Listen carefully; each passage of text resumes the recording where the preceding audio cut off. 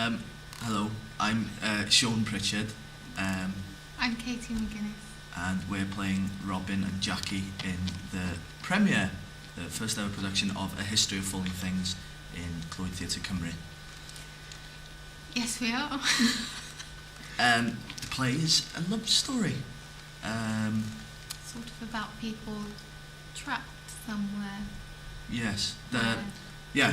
we play a pair of characters who suffer an incredible fear of falling satellites. Otherwise known as...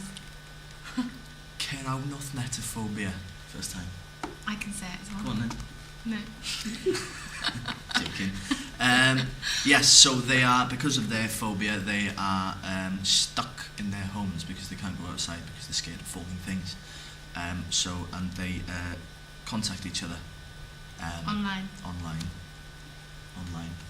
And they start a blossoming, what'd you say? Blossoming romance.